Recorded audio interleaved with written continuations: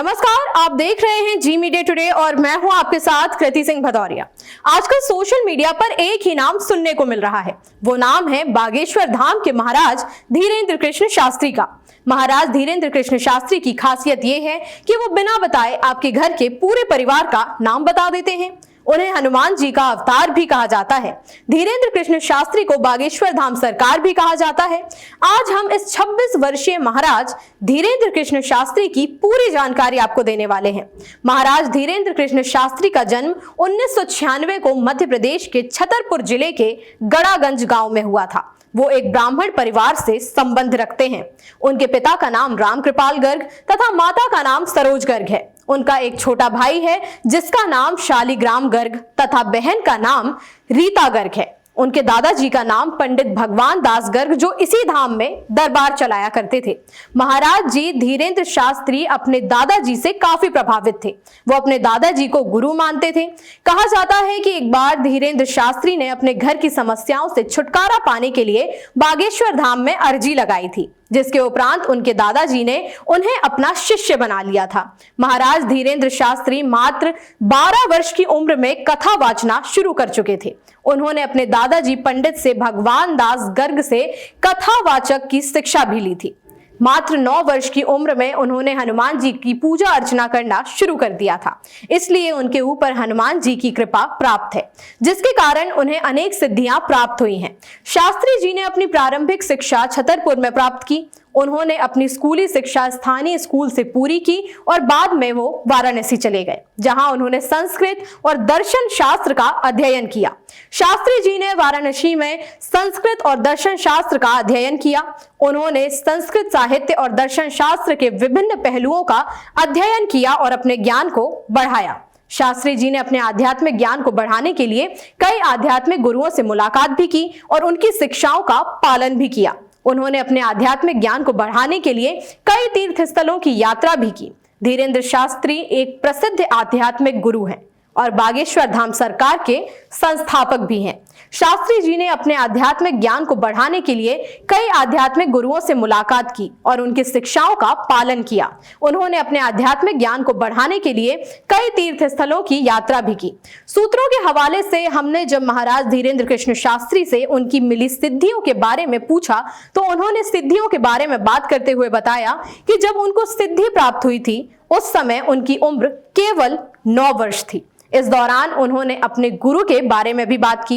उन्होंने बताया कि एक दिन वो अपने दादाजी के पास गए और कहा कि हमें किसी गड़े हुए धन के बारे में बताओ। इस पर उनके गुरुजी ने यानी कि उनके दादाजी ने कहा कि रात में उनके पास आओ। धीरेन्द्र शास्त्री ने दावा किया कि जब रात को वो अपने गुरु यानी दादाजी के पास पहुंचे तो उन्होंने उनके हाथ को पकड़ा और बागेश्वर धाम मंदिर के सामने ले गए। वहां ले जाकर उन्होंने देखा कि कुछ उजाला जैसा हुआ और उन्हें सिद्धि प्राप्त हुई। महाराज धीरेन्द्र कृष्ण शास्त्री का विवादों से भी बहुत नाता है। बीते दिनों एक कार्यक्रम के दौरान बागेश्वर धाम के धीरेन्द्र शास्त्री का विवादित बयान बहुत ज्यादा वायरल हो रहा था। उस वायरल वीडियो में धीरेन्द्र शास्त्री ने महिलाओं को लेकर एक टिप्पणी की थी। शास्त्री ने विवाहित महिलाओं की पहचान बताते हुए कहा था कि जिन महिलाओं की शादी हुई रहती है वो गले में मंगलसूत्र और मांग में सिंदूर लगाती हैं, लेकिन जिनके गले में मंगलसूत्र और मांग में सिंदूर नहीं रहता है उसको हम समझ जाते हैं कि ये प्लॉट खाली है। उनके इस बयान को लेकर सोशल मीडिया पर काफी आलोचना भी हुई थी। लोगों ने धीरेन्द्र कृष्ण शास्त्री पर तरह तरह के सवाल खड़े करना शुरू कर दिया था। बीते महीनों बागेश्वर धाम के धीरेन्द्र कृष्ण शास्त्री का नाम मशहूर कथावाचक जया किशोरी से भी जोड़ा गया था। इस बात को खारिज करते हुए जया किशोरी ने कहा था कि वो धीरेन्द्र कृष्ण शास्त्री से कभी मिली ही नहीं है। इस बयान के बाद ऐसी चर्चा पर विराम लग गया था। जया किशोरी को लेकर धीरेन्द्र कृष्ण शास्त्री ने भी एक बयान दिया था। अपने बयान में शास्त्री जी ने कहा था कि वो जया किशोरी को बहन मानते हैं।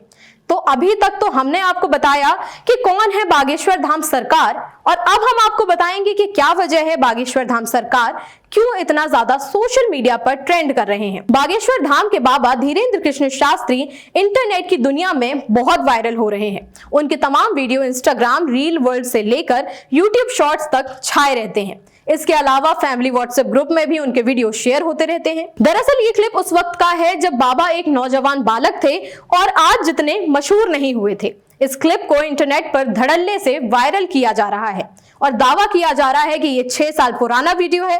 हालांकि इसकी आधिकारिक पुष्टि नहीं हुई है। ये क्लिप लगभग कुछ 44 सेकंड की है, जिसके कैप्शन में लिखा है 6 साल पहले का दरबार। वीडियो में धीरेन्द्र कृष्ण शास्त्री काफी कम उम्र के दिख रहे हैं और शरीर भी दुबला पतला। वो छोटे से पंडाल के अंदर प्लास्टिक की कुर्सी पर कॉपी लिए बैठे हैं और भक्तों के मन की बात जानकर उनकी समस्याएं सुलझाते हुए नजर आ रहे हैं। वहीं कुर्सी के पीछे एक छोटा सा बैग रखा है और पास ही 2 लड़के भी खड़े हुए हैं। इसके बाद से ही बाबा की तमाम वीडियो सोशल मीडिया पर वायरल होना शुरू हो गई और लोगों का बागेश्वर धाम के प्रति श्रद्धा और भी मजबूत होती चली गई।